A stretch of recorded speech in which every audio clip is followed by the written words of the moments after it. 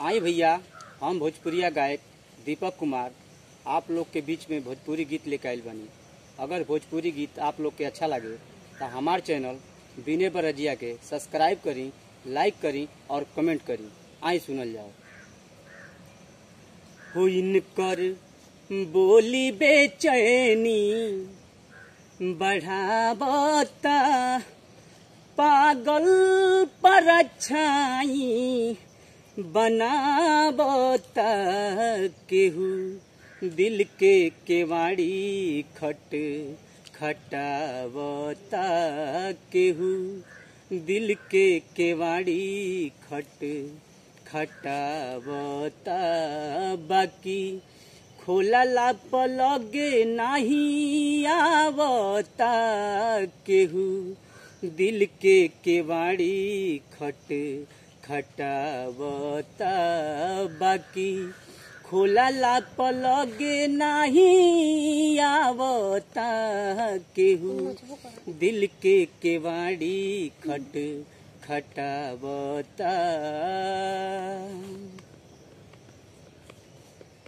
बोली बाटे ऐसन त कैसन होई, काश दिखा दी फोटो हमारा के कोई।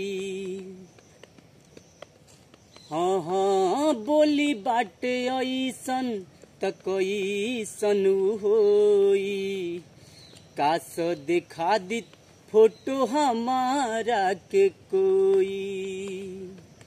ई कवन बेअरिया बहल इतना दिन ले कहवा रहल, मन बेरी बेरी हमके उकसावता, केहू दिल के केवाड़ी खट खटावता, केहू दिल के केवाड़ी खट खटावता, बाकी खोलला पलगे नहीं आवता, केहू दिल के केवाड़ी खट खटावता, बाकी खोलला पलगे नहीं आवता, केहू दिल के केवाड़ी खट खटावता। एक झलक खाती बानी अगुताइल, आही दादा रोग हमरा कोई संधराइल। हाँ हाँ एक झलक खाती बानी अगुताइल, आही दादा रोग हमरा कोई संधराइल।